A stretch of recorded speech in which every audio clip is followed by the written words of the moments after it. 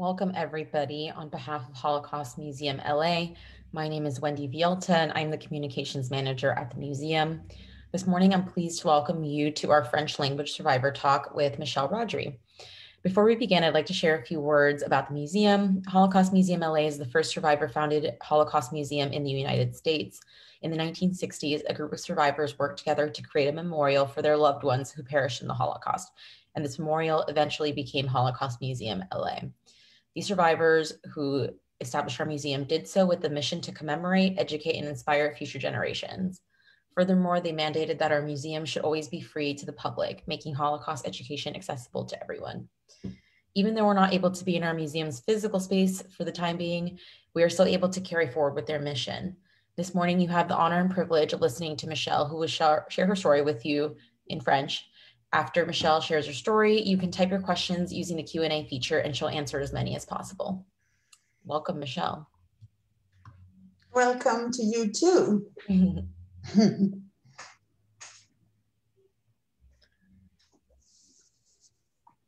So tell us your story and you can begin at any time. Okay. I have to switch to French. Je suis née à Paris, France, et je suis née dans une famille qui était religieuse, orthodoxe juive, et nous étions 4 enfants, 3 garçons, et moi j'étais la plus jeune. J'étais la plus jeune des 4 enfants. Mes 3 frères étaient très unis et nous avions une famille extrêmement unie, une grande famille. Mon père, par exemple, était l'un de 6 frères. Maman était d'une famille de 4 sœurs. Et par conséquent, nous avions beaucoup de cousins et de cousines, des tantes qui malheureusement ont été sacrifiées pendant le Shoah. J'avais 3 frères, mes 3 frères aînés. Le plus jeune des 3 était un garçon de 17 ans qui allait au lycée et il s'appelait Maurice. Et il a été, un jour, au lieu d'aller au lycée, au lieu de d'aller à pied, il pleuvait, donc il a pris le métro. Et quand il a pris le métro, il y avait une rafle. Et dans la rafle, il a été pris parce que les Juifs avaient besoin d'avoir une étoile de David jaune sur tous les vêtements. Et en plus, c'était une façon très ordinaire et de rentrer dans le métro et que soudainement les Allemands sont rentrés, les SS sont rentrés et ont demandé à tous les hommes de se déculotter. C'est ce qui était vraiment quelque chose d'extraordinaire, de se déculotter, et ceux qui étaient circoncis. À l'époque, les gens qui étaient circoncis, c'était par religion ou alors très, très, très exceptionnellement pour une raison médicale. En principe, c'était les Juifs qui étaient circoncis. Les hommes étaient circoncis à l'âge de 8 jours. C'était la religion qui demandait ça. Donc, en plus, mon frère avait sur ses vêtements l'étoile de David jaune et qui le dénonçait en tant que juif. Il a été ramassé dans la rafle avec d'autres personnes et il a été envoyé à Auschwitz. Il n'est jamais revenu. À l'âge de 17 ans, c'était un garçon qui était très, très intelligent et qui avait un futur, qui aurait pu avoir un futur exceptionnel. Il avait une intelligence pour les sciences. Et moi, je pense que jusqu'à aujourd'hui, je pense à lui tous les jours parce qu'il n'a jamais eu l'occasion d'être un jeune comme les jeunes d'aujourd'hui qui ont tout ce qu'il leur faut et qui ils sortent avec des jeunes filles d'école. Il n'a jamais eu l'opportunité de même embrasser une jeune fille sur la joue. Je trouve qu'il a eu une vie complètement gâchée, perdue, pour la seule raison qu'il était juif. Le reste de ma famille a été déporté. Nous avons perdu beaucoup de monde dans notre famille. Mes parents sont restés à Paris, mais par miracle, ils n'ont pas été pris. Parce que mon père avait un ami qui était le commissaire de police de l'arrondissement où nous vivions, et qui était un ami intime qui lui a dit que quand je vais vous aider à survivre en fermant votre maison, et que les Allemands croient que la maison a été condamnée parce qu'on ne pouvait plus vivre dedans. Alors mes parents vivaient là-dedans pendant toute la guerre. En attendant, un jour, j'étais en train de jouer à la marelle devant ma maison avec 3 de mes amis qui étaient de l'école, qui n'étaient pas juifs. Moi, j'avais des vêtements, une veste en laine qui avait l'étoile de David. Et évidemment, quand les Allemands sont venus devant la porte et qui sont sortis du camion pour voir si les enfants étaient juifs, il n'y avait que moi qui étais juif, donc ils m'ont jeté dans le camion comme un sac de pommes de terre, et ils m'ont emmené à Drancy. À Drancy, c'était un camp de triage, de sélection. Et c'était en dehors de Paris. Et en attendant, mes frères sont partis, mes 2 frères qui restaient à la maison sont rentrés dans le maquis, qui était de la résistance française. Et leur travail, c'était de bombarder les trains qui venaient d'Allemagne avec les ammunitions. Mon frère aîné est devenu un capitaine dans le maquis. Il était très doué, et puis il était étudiant en médecine avant la guerre, et ça lui a beaucoup plu d'aider les blessés quand il y avait quelque chose. Il pouvait s'en servir, il pouvait être une grande aide. Donc, et aussi, je dois vous dire que je dois signaler que je parlais plusieurs langues chez nous. Maman parlait plusieurs langues et papa aussi. Alors, on avait appris à parler l'allemand aussi. Et mes frères parlaient surtout très, très bien l'allemand, couramment comme Hochdeutsch, c'est-à-dire l'allemand littéraire. Et ça leur a beaucoup servi. Et quand j'étais dans le camp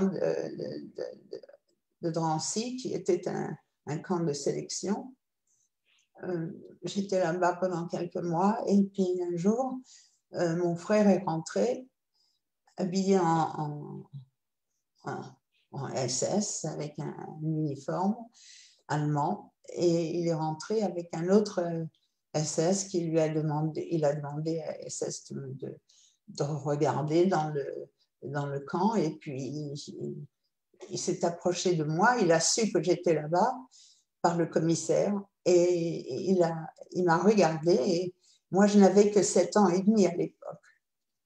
Et il m'a regardé, et j'ai tout de suite compris que je ne devais pas l'identifier. Il m'a simplement regardé dans les yeux, et moi j'ai compris immédiatement que c'était très dangereux et que je ne disais rien. Donc il m'a sorti du camp avec une petite fille qui était à côté de moi, qui avait 5 ans et demi, son père était un prisonnier politique, qui n'était pas juif, mais plus tard, il a été fusillé parce qu'il était contre le régime de l'Allemagne d'Hitler. Il est donc, la petite fille, elle était à côté de moi, et mon frère a dit, je voudrais avoir les deux enfants, ces deux enfants qui me suivent immédiatement dans la voiture, et l'Allemand a dit oui, et il l'a salué, il a dit absolument, et puis il n'a pas demandé de papier ou quoi que ce soit, il a simplement nous amené jusqu'à la porte de la voiture, où mon frère avait un chauffeur, et nous sommes partis. Et l'ironie de l'histoire, c'est que quand il a ouvert la porte, quand il a fermé la porte pour partir dans la voiture, il a dit merci beaucoup d'être venu en allemand. Et mon frère a tout de suite a dit au chauffeur de partir. On est parti dans la région de Lyon, de Grenoble plutôt. Et là, mon frère s'est retourné vers moi pendant le voyage. Il ne pouvait même pas se tourner vers moi, me dire quoi que ce soit. Il était soufflé. Il était certainement très, très surpris qu'il a pu faire une chose pareille et qu'il n'y a pas eu de dégâts. Donc, on est parti et il s'est retourné vers moi, il m'a embrassé, il m'a dit, tu sais, maintenant, je vais t'emmener dans un endroit où tu seras absolument tu n'auras pas de problème. Tu seras sauvé là-bas. Et il nous a emmenés, la petite fille et moi qui s'appelait Nicole, il nous a emmenés dans un couvent. Et dans ce couvent, il y avait la mère supérieure qui était une femme exceptionnelle avec une gentillesse énorme, qui s'est approchée de moi et qui m'a dit, tu sais, tu vas être une petite fille ici comme toutes les autres, mais seulement il faut que tu ne parles pas de ta religion. Il ne faut pas que tu dises que tu es juive, parce que comme ça, personne ne pourra te dénoncer. À l'âge de 7 ans et demi, c'est difficile à encaisser quand même, à pouvoir expliquer tout ça, c'est difficile. Mais je l'ai fait quand même, et elle était extraordinaire, la mère supérieure. Elle était un ange de femme. Alors tous les jours, elle m'emmenait à l'école, à l'extérieur du couvent, et elle venait me chercher à 2h ou 1h30, je ne me souviens plus de l'heure exactement. Et je ne pouvais pas me faire de petites amies parce que je ne voulais pas dire que j'étais juive. Quand on parle à cet âge-là, on demande qu'est-ce que tu fais, est-ce que tu as des frères, est-ce que tu as des sœurs, qu'est-ce que tu fais avec tes amis, ta famille, etc. Et je ne pouvais pas en parler parce que j'avais peur de dire que j'étais juive à un moment ou un autre. Alors, je suis devenue la meilleure élève de la classe parce que je n'avais pas d'amis, je ne pouvais pas communiquer avec qui que ce soit. J'avais très peur de me dénoncer moi-même. Je suis restée là-bas pendant 14 mois. Et après 14 mois, c'était important de partir parce qu'il y avait des nouvelles à la radio que les nazis étaient là pour chercher les enfants qui étaient juifs, qui étaient cachés peut-être dans les églises ou dans les couvents, chez des particuliers, etc. Alors, la mère supérieure m'a dit que on va te changer et on va te mettre chez une famille. Cette famille, en principe, il y avait beaucoup enfin, pas tellement, mais quelques familles françaises qui voulaient aider les familles juives, les enfants surtout. Les prenaient chez eux avec la compassion qu'ils avaient et puis la compréhension que c'était une chose à faire, humaine à faire, et qu'ils faisaient ça par bonté du cœur. malheureusement, les gens chez qui j'étais étaient antisémites, mais ils étaient là pour l'argent que mon père payait. Mon père payait beaucoup d'argent si il a fait une grosse erreur en croyant faire bien faire. Il a payé plus que ce qu'il ne devait payer. Alors évidemment, il disait, elle me battait, la femme me battait pour un oui, pour un non. Entre parenthèses, mes parents ne m'ont jamais touchée. Mes parents ne battaient pas mes frères ou moi. On se parlait. Et elle me battait en me disant, vous les sales juifs, vous avez tout. Une enfant à l'époque, j'avais 9 ans, 8 ans et demi, 9 ans. À l'époque, je ne comprenais même pas ce qu'elle voulait dire. Mais enfin, c'était une antisémite. Elle parlait très, très mal des juifs. Il n'y avait pas de télévision, évidemment, à l'époque, et la seule communication avec l'extérieur, c'était de la radio. Et puis, au bout de, je crois que c'était à peu près, j'étais là-bas à peu près 14-15 mois, j'allais à l'école et j'étais la meilleure étudiante, évidemment, encore, parce que je ne pouvais pas parler à d'autres petites filles et me faire des amis. Et c'était très difficile. Mais j'ai survécu. J'ai survécu parce que j'avais ma religion qui m'aidait beaucoup et j'avais la foi. Et j'avais la foi que mes parents et ma famille étaient derrière moi, me soutenaient moralement même si je ne les voyais pas.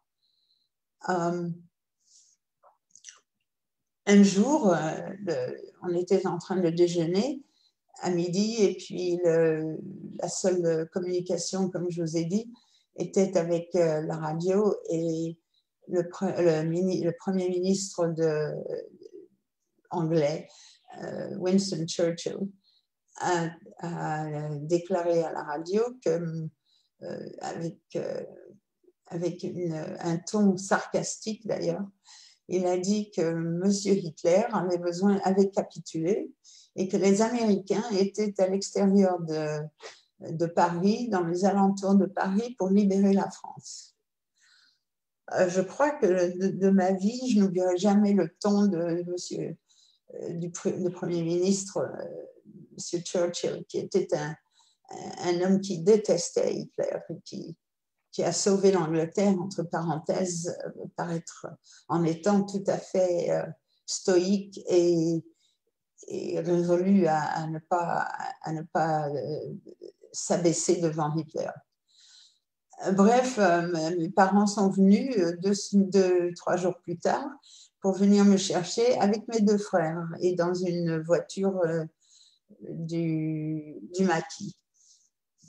Comment ils ont su que j'étais là-bas? Mon frère savait que j'étais là-bas, mais ils sont arrivés au plus vite. Et alors, inutile de vous dire que quand on s'est réunis, c'était très émotionnel, évidemment. Aussi, je dois dire que quand on a traversé les Champs-Élysées pour rentrer chez nous à Paris, j'ai eu la grande joie de voir les tanks américains qui descendaient les Champs-Élysées avec les jeunes soldats qui se mettaient sur les tanks, qui criaient « Où sont les enfants juifs ?» et ils jetaient du chewing-gum, juicy fruit gum. Et ça m'est resté jusqu'à aujourd'hui. Quand je mâche du chewing-gum, je jette toujours le juicy fruit gum. Ils faisaient tout pour chercher les enfants qui avaient été maltraités, etc. C'était une grande joie pour moi personnellement de voir les tanks américains avec la joie qu'ils avaient de nous aider.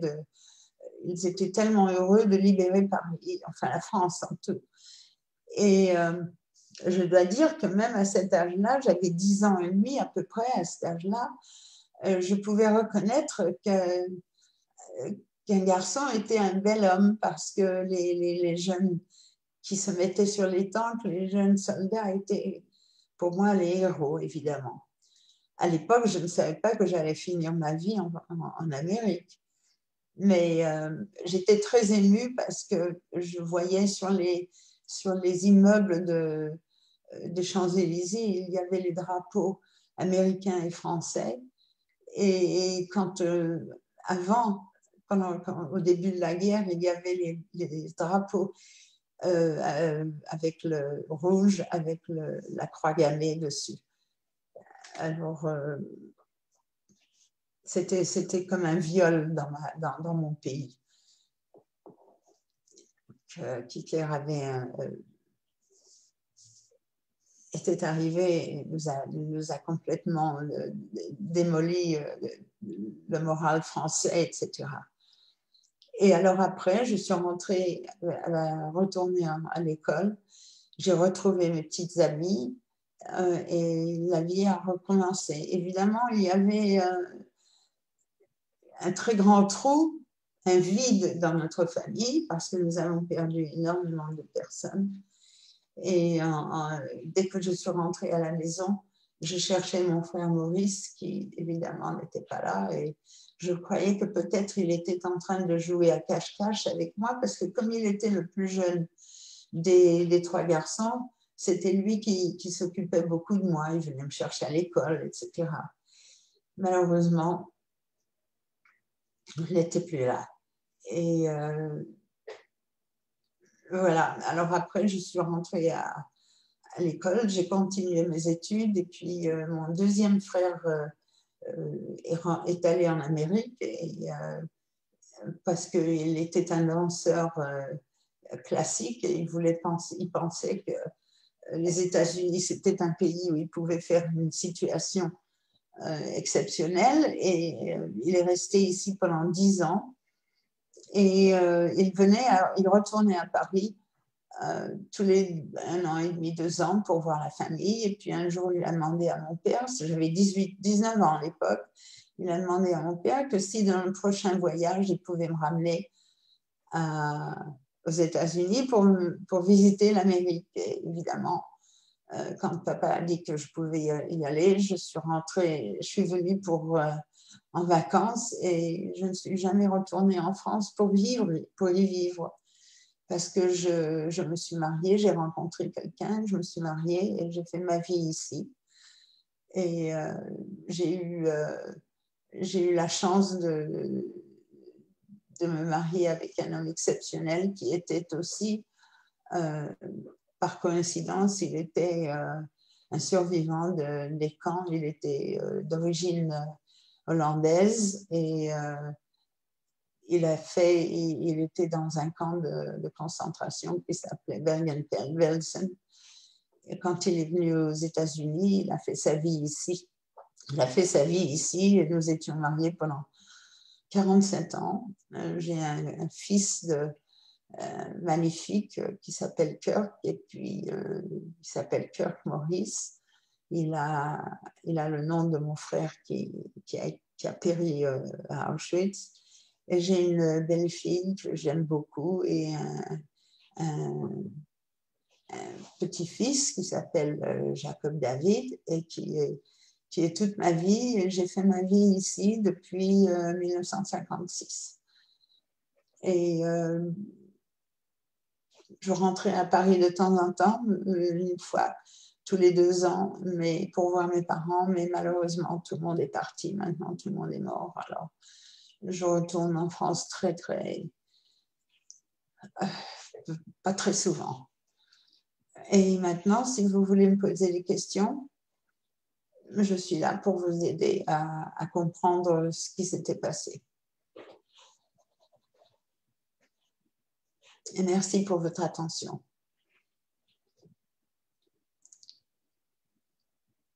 You can ask questions now.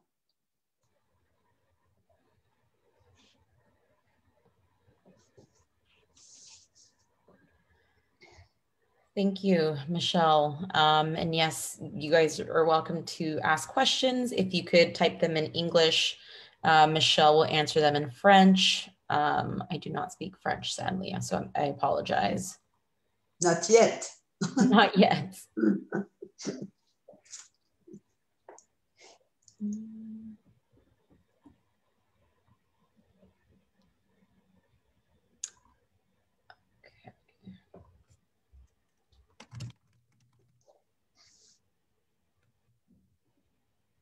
Any questions? I guess we'll start off with one, how has this experience, your experiences, sorry, there's another one. When you speak to students, what's the main takeaway you'd like them to have from your talk?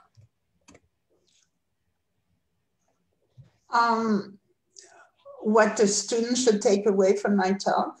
Mm-hmm. Should I say it in French?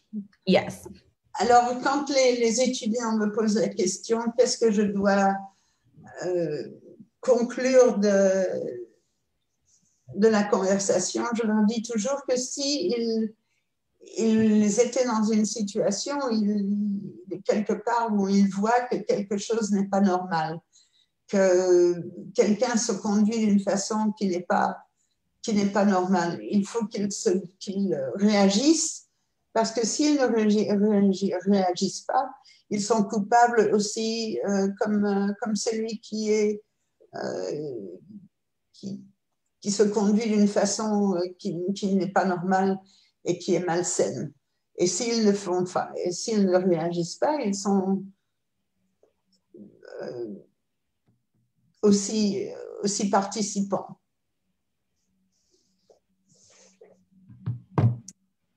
Great.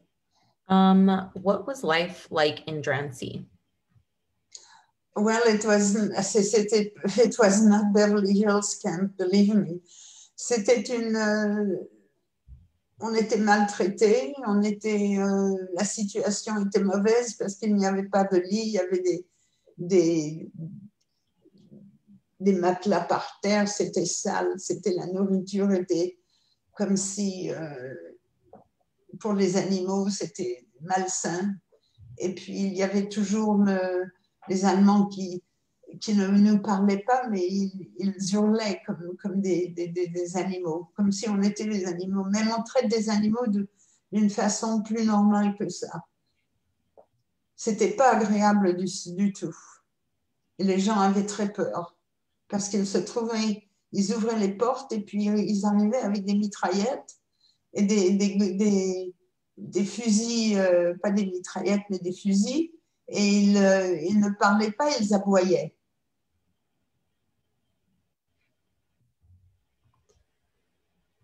Great.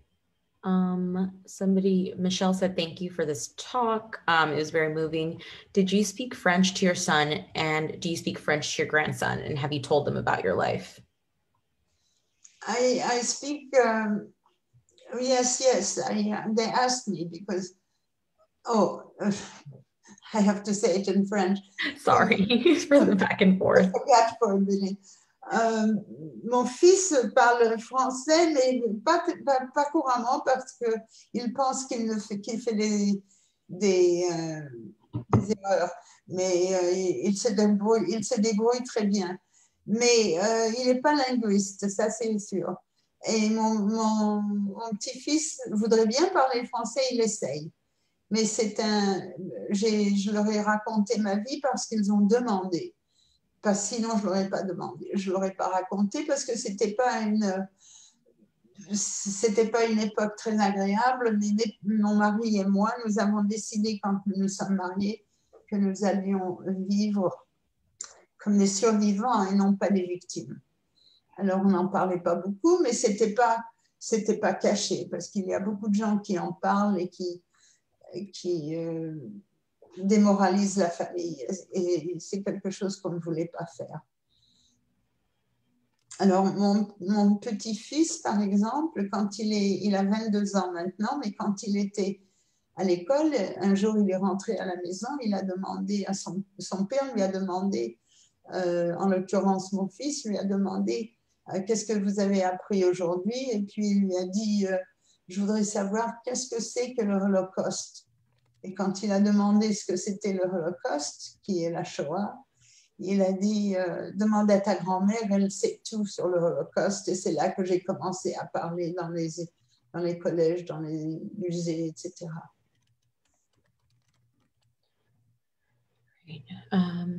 Amanda says, thank you so much for sharing your story with us. She said, many people have drawn parallels between the Trump administration and the rising climate of hate and intolerance in our country and Germany in the 1930s and 1940s. Do you see parallels too? I don't speak politics. I don't answer to politic questions. Okay, thank you. And somebody asked, what do you think is the most important thing ordinary people can do to resist hate and help to ensure that we never forget the horrors of the Holocaust? To be aware of what is, when someone is talking in a derogatory way, to just speak up and stand up and say that you don't believe in that kind of behavior. And just don't let it go further. In French, il faut répondre quand quelqu'un se conduit d'une façon qui n'est pas normale. Et chacun sait qu'il ne faut pas parler. Il faut laisser les gens vivre comme ils veulent.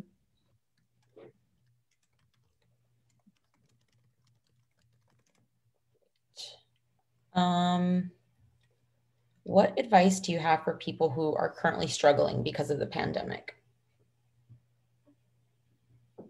You mean struggling?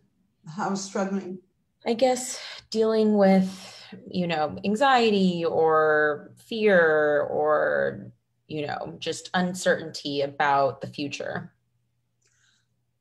C'est une situation qui est traitée, qui sort de l'ordinaire, ça c'est certain, mais il faut tenir bon, et puis il faut surtout en parler et ne pas se laisser démoraliser, parce qu'il y aura une fin à tout ça. Mais il faut être, si vous avez une religion, une préférence de religion, moi je m'accroche à ça. Vous pouvez vous accrocher à ça, et puis que la famille, c'est quelque chose de très, très, très, très important. Restez ensemble et soutenez les gens dans votre famille et vos amis qui vous sont chers.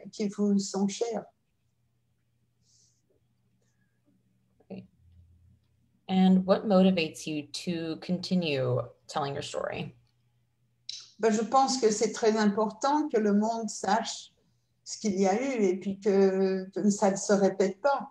Que si on voit qu'il y a un soulèvement quelconque contre les gens d'une autre génération ou d'une autre conviction, il faut se révolter, c'est-à-dire il faut en parler, il ne faut pas cacher.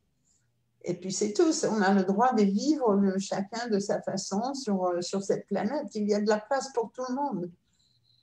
Et il faut respecter les gens. Great. Dakota said, thank you so much for taking the time to share your story. She said her heart has been touched. She's wondering how you dealt with the after effects of your experiences during the Holocaust and what has stuck with you to this day. Ce qui m'est resté, c'est que je regrette énormément. Il n'y a même pas de mesure comme je regrette que ma famille ait dû souffrir plus que j'ai souffert, et qu'on a perdu tellement de membres de la famille. C'est un malheur, mais que je respecte et j'accepte tout ce qui s'est passé, tout ce qui se passe maintenant. Et j'attends que ça se calme, et j'ai de l'espoir que la jeune génération continuera à faire un monde qui sera meilleur que ce que nous avons maintenant. C'est tout. Great. Amanda said she's so sorry for your losses and the trauma that you were made to endure. She's asking about your brother who was taken to Auschwitz. I wonder, do you know if anyone tried to stand up for him in the metro the day he was taken? And were you ever able to learn more about his life in the camp before he perished? And if so, how did you find out? Personne dans le métro pouvait faire quoi que ce soit.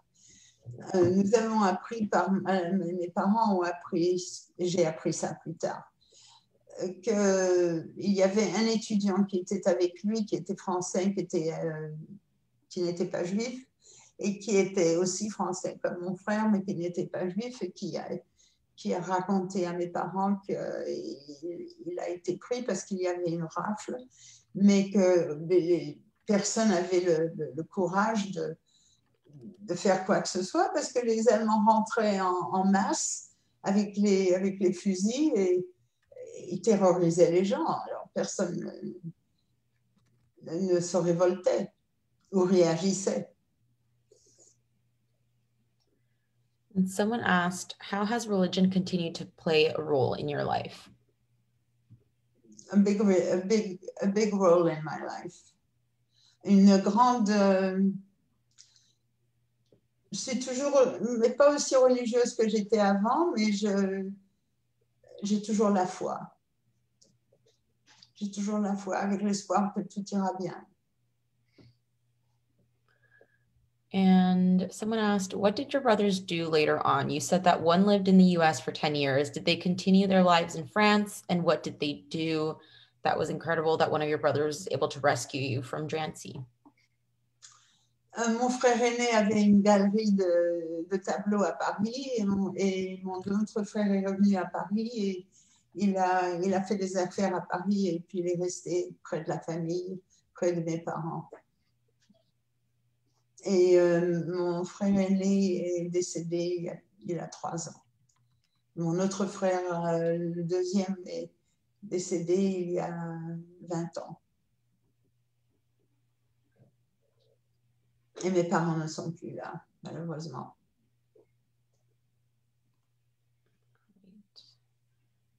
Let's see. We don't have another question, but somebody on Facebook, another survivor, Leah Frank, said, good job. And I don't know how to pronounce this in French, so I'm not going to try, but our friends on Facebook are also listening. Great. She said, good job. She said, good job. And then bijou, Leah? Bisous. It means kisses and kisses. There you go. That's Sorry. Sweet. Merci beaucoup. Merci. That's very nice. Oh, my goodness. I should never try to speak French again. I'm so sorry. No. Well, and somebody said, thank you so very much, Michelle. It was so moving. And she appreciates, this is Emily, she appreciates your willingness to share. And you have another kisses. I'm not going to pronounce it for you. Bisous. Merci beaucoup. Merci. Oh, and Michelle says, thank you so much for telling us about your experiences and, being here and sharing your experiences. Have you spoken to any other, is this your first fully French talk where you share your story? No, not really. Non, j'ai parlé avec d'autres personnes en français. Mais j'espère que vous avez tout compris. I'm asking them a question now, if they understood everything. Good question.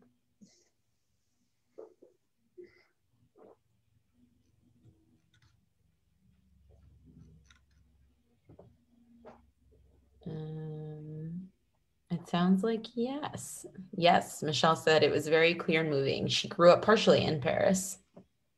Oh, what's her name? Her name is Michelle Tannenbaum. She grew up in Paris? Partially. Nice.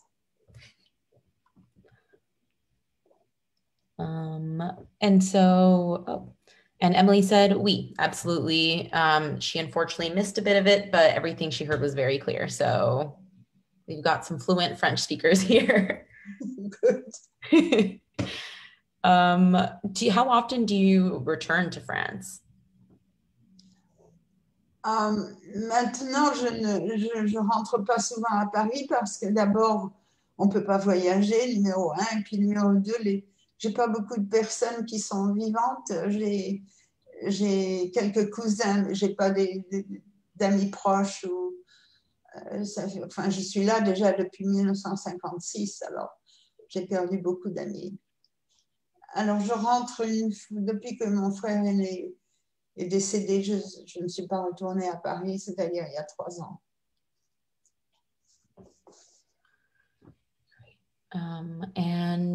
Michelle, who grew up partially in France, said her father taught French history here in the United States and did research in Paris. Oh, good. Let's see. Any other questions? Let's see. What have you been doing to stay busy while we've been, home for the last almost year now? Je fais beaucoup de conférences par Zoom. C'est Zoom, Zoom. Everything is Zoom, Zoom. Yeah. Je m'occupe, je prends une classe de littérature française tous les mardis, aussi sur Zoom. Et je ne sais pas, je m'occupe, je n'ai pas le temps de m'ennuyer, je suis toujours occupée.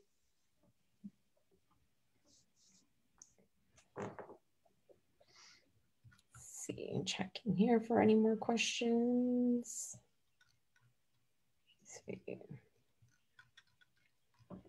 Do you miss living in France? And sorry if you've already answered some of these questions. I don't. Ce qui me manque ici, c'est la culture française. Oui, ça me manque beaucoup. Great. Well, if there are no other questions, thank you so much for being here today and, sharing your story with us. It's been great. And is there anything else any parting words you would like to leave us with? Well, do these people speak English too? I think so. Yes, definitely, because they've been typing their questions in English. So thank you. Okay. Well, I wish for all of you to stay safe, and I hope that you get something out of my talk, and hopefully it will never happen again. That's what we work for, never to happen again. Definitely, and thank you. Thank you for being here. I mean, wherever you are, for the attention and for the interest in it. And it's important that the world knows what happened, and just be safe, everybody. I wish for everybody to be safe and well.